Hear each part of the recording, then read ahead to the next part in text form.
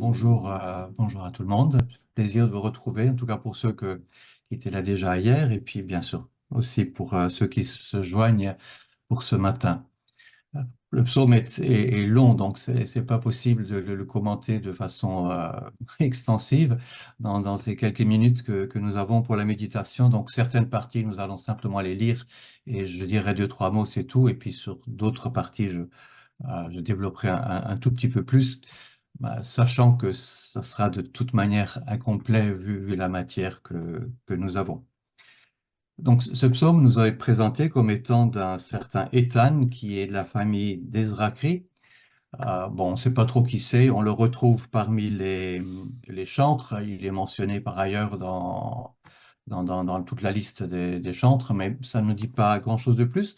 On ne sait pas non plus exactement dans quelles circonstances il a rédigé ce psaume. Certains pensent, et on peut penser, peut-être qu'il a été écrit en deux fois, c'est-à-dire une première partie à l'époque David, Salomon, et puis plus tard, à l'époque de la déportation, peut-être une partie qui a été rajoutée.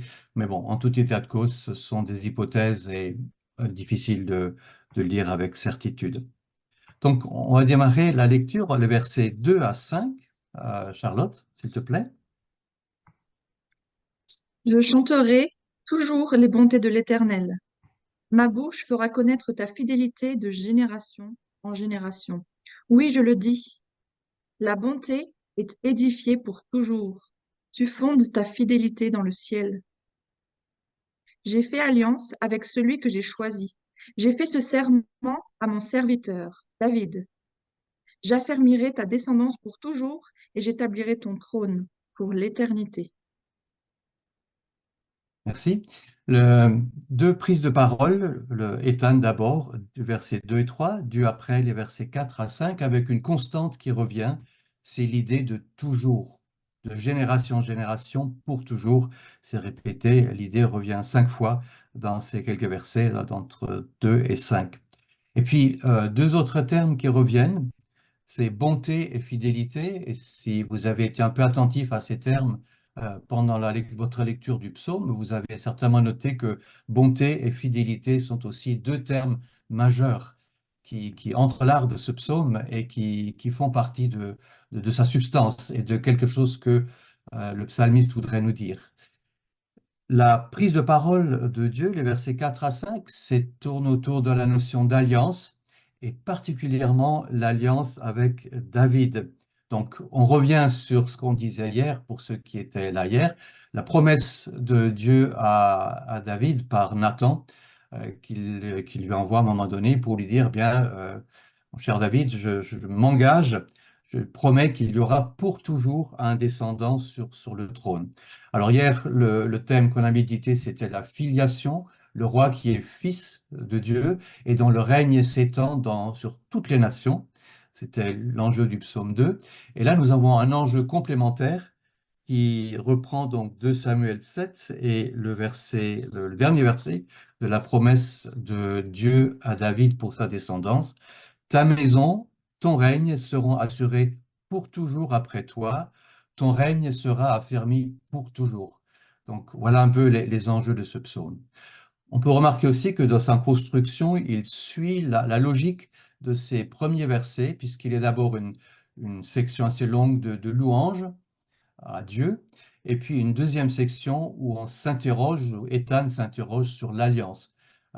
Qu'est-ce que c'est que cette alliance que Dieu a faite avec David, surtout dans sa pérennité? Et puis ce qu'il constate, malheureusement, qui ne semble ne pas concorder avec ce qu'il a compris. Donc, commençons par la première partie, la section de la louange, les versets 6 à 9. D'abord, Le Charlotte. ciel célèbre tes merveilles éternelles et ta fidélité dans l'assemblée des saints.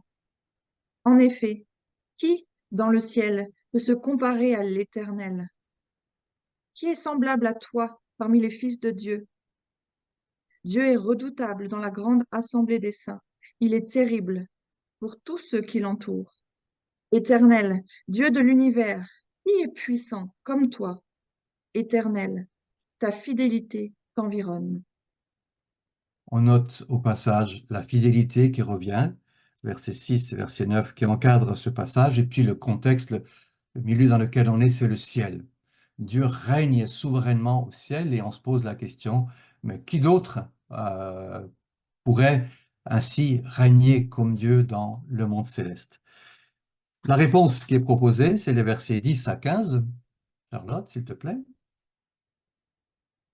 C'est toi qui maîtrises l'orgueil de la mer. Quand ces vagues se soulèvent, c'est toi qui les calmes. Tu as écrasé l'Égypte, tu l'as transpercée, tu as dispersé tes ennemis par la puissance de ton bras. C'est à toi qu'appartient le ciel, à toi aussi la terre. C'est toi qui as fondé le monde et ce qu'il contient. Tu as créé le nord et le sud, le Tabor et l'Hermon acclament ton nom. Ton bras est puissant, ta main forte, ta droite élevée.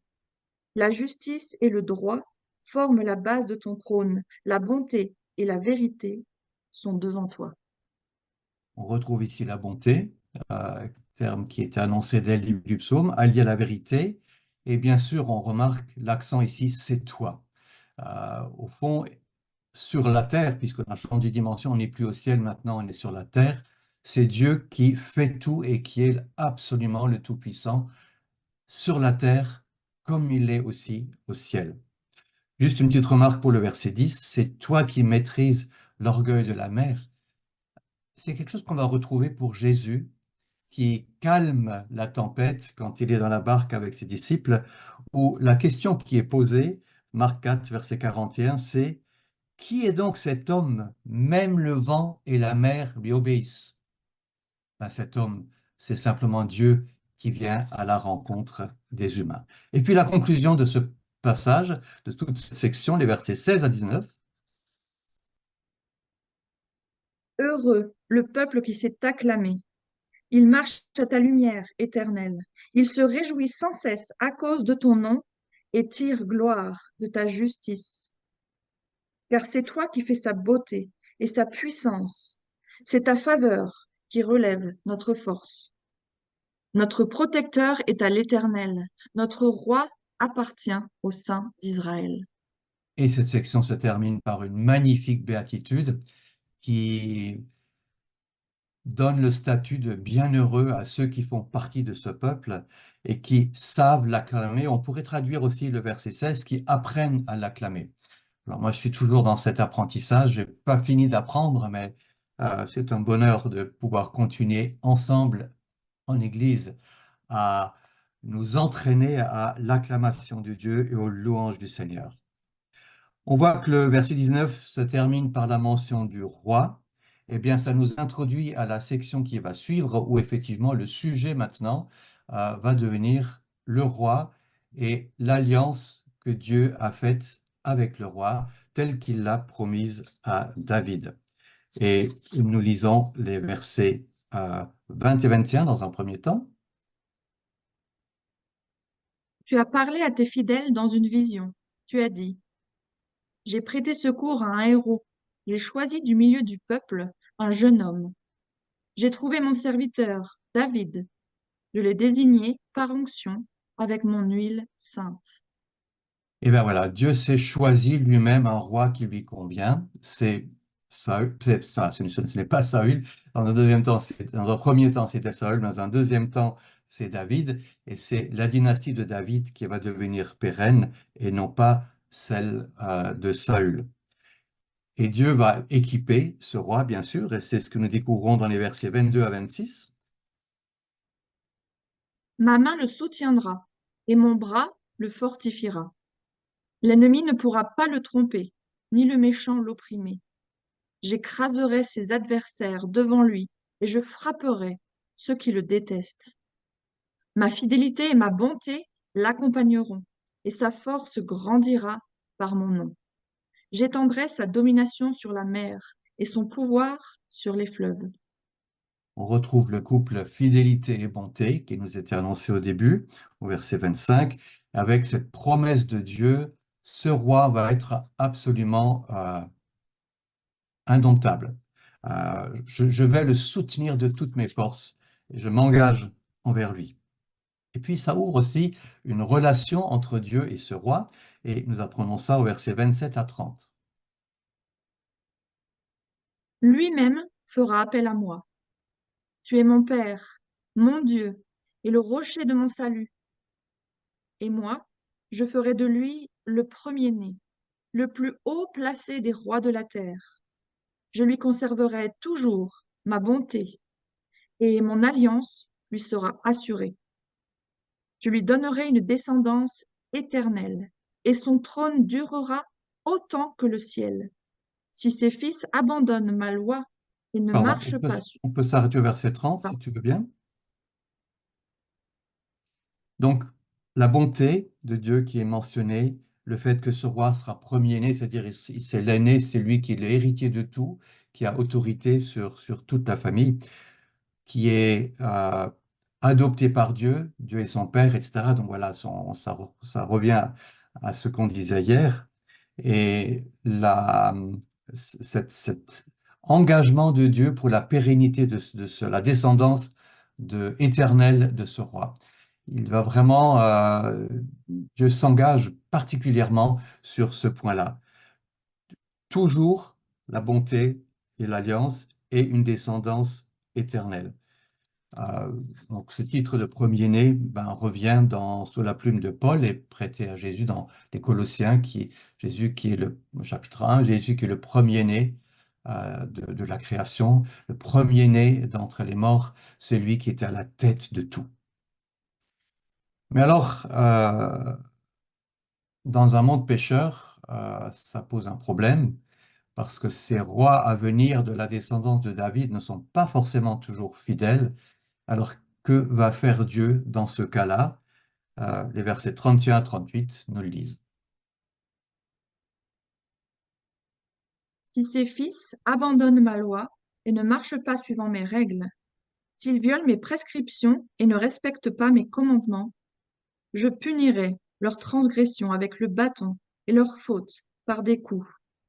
Mais je ne lui retirerai pas ma bonté et je ne trahirai pas ma fidélité. Je ne violerai pas mon alliance et je ne changerai pas ce qui est sorti de mes lèvres. J'ai prêté une fois serment par ma sainteté. Je ne mentirai pas à David. Sa descendance subsistera toujours. Son trône sera pareil au soleil devant moi. Comme la lune, il sera établi éternellement. Le témoin qui est dans le ciel est fidèle. Encore une fois, la mention de la bonté et de la fidélité de Dieu, verset 34, qui en fait est la bascule de ce passage, le mais qui introduit. D'un côté, si les descendants de David ne sont pas fidèles à l'Éternel, il va les punir, mais cette punition ne remet pas en cause l'engagement de Dieu. Malgré tout, la descendance, verset 37, subsistera toujours éternellement. Dieu ne reniera pas son engagement. Il a fait une alliance et il n'est pas imaginable que Dieu ne tienne pas l'alliance qu'il a lui-même, dont il a pris lui-même l'initiative envers David et qu'il va tenir envers et contre tout, malgré l'infidélité possible des rois. Et effectivement, ça va se réaliser dans l'histoire d'Israël. Il y aura bon nombre de rois qui seront effectivement désobéissants et qui vont aussi en conséquence subir donc les conséquences. Et maintenant, c'est là où les choses vont se compliquer parce que Ethan observe la réalité autour de lui. D'un côté, il entend la promesse de Dieu, toujours fidèle à son alliance, et de l'autre côté, il observe ce qui se passe. Et c'est les versets 39 à 46 qui nous rendent compte de cela. Et pourtant, tu as rejeté, tu as repoussé celui que tu avais désigné par onction. Tu t'es irrité contre lui. Tu as rompu l'alliance avec ton serviteur. Tu as déshonoré sa couronne en le jetant par terre. Tu as détruit toutes ses murailles. Tu as mis en ruine ses forteresses. Tous les passants le dépouillent. Il est un objet de mépris pour ses voisins. Tu as fortifié ses adversaires. Tu as réjoui tous ses ennemis. Tu as fait reculer le tranchant de son épée et tu ne l'as pas soutenu dans le combat. Tu as mis fin à sa splendeur et tu as jeté son trône à terre. Tu as abrégé sa jeunesse, tu l'as couvert de honte. On peut s'interroger à quel moment convient à cette description. Dans notre groupe d'échange tout à l'heure, quelqu'un a proposé l'époque de Salomon. À mon avis, c'est plutôt la déportation qui correspond le mieux à cette description, avec un roi qui est rejeté, un roi qui est déshonoré, qui est destitué, sa couronne est par terre, son trône est par terre, et peut-être plus précisément, ça pourrait correspondre à la déportation donc babylonienne à l'époque du roi Joachim, qui effectivement était un jeune roi, il avait 18 ans quand il est devenu roi, et il a perdu son trône après 3 mois de règne, il a été déporté, et l'Écriture nous apprend dans 2 Rois 25 qu'il a porté l'habit de prisonnier pendant 37 ans à Babylone. Donc ça correspond assez bien à cette description-là, me semble-t-il. La colère de Dieu est vraiment tombée sur les hommes rebelles. Et du coup, ça pose des questions à notre ami Ethan. Les versets 47 à 49. Jusqu'à quand, Éternel, resteras-tu caché? Jusqu'à quand ta fureur brûlera-t-elle comme le feu? Rappelle-toi quelle est la durée de ma vie et pour quel néant tu as créé tous les hommes. Quel homme peut vivre sans voir la mort? Qui peut sauver son âme du séjour des morts? Jusqu'à quand, Éternel? Il y a là une tension terrible pour Ethan, ou celui qui a écrit la fin du psaume, si c'est quelqu'un d'autre, euh, entre une vérité théologique et la réalité qu'il observe. Et il essaye de concilier les deux en se disant, mais viendra un moment où cette tension va se résorber. Mais en attendant, euh, Dieu est le Dieu du temps long, du pour toujours. Mais moi, je suis un humain. Et mon temps à moi, ce n'est pas des générations en génération. Mon temps à moi, c'est ma génération. C'est le temps court dans lequel je vis, c'est la fragilité dans laquelle je vis, avec tous les aléas qui font partie de l'humanité, de fragilité qui est la mienne. D'ailleurs, il rappelle à Dieu, tu as créé les humains, au verset 48. Donc, je suis une créature fragile, je suis ta créature fragile. Et Seigneur, ne tire pas trop sur la ficelle du temps parce que je ne survivrai pas. Je ne suis pas dans la même dimension, dans la même mesure que toi. Et puis, deuxième questionnement, versets 50 à 52. Où sont, Seigneur, tes bontés d'autrefois, celles que, dans ta fidélité, tu avais promises par serment à David? Souviens-toi, Seigneur, de la honte de tes serviteurs. Souviens-toi que j'ai la charge de tous ces peuples nombreux. Souviens-toi des insultes de tes ennemis, Éternel, de leurs insultes contre les pas de celui que tu as désigné par onction. Et on en revient à l'affirmation ici. L'argument, Dieu est exhorté à se rappeler de qui il est. Il est le Dieu de toute bonté, de toute fidélité, un Dieu qui ne peut pas manquer à sa parole, qui va tenir ce qu'il a dit et qui ne peut pas laisser son nom, ses serviteurs, indéfiniment opprimés et les laisser en but à l'adversité ou aux adversaires. À cause de qui il est interpellé pour intervenir et intervenir dans l'histoire et aux yeux d'Ethan et peut-être aussi aux nôtres, corriger ce qui doit l'être. Deux remarques pour conclure.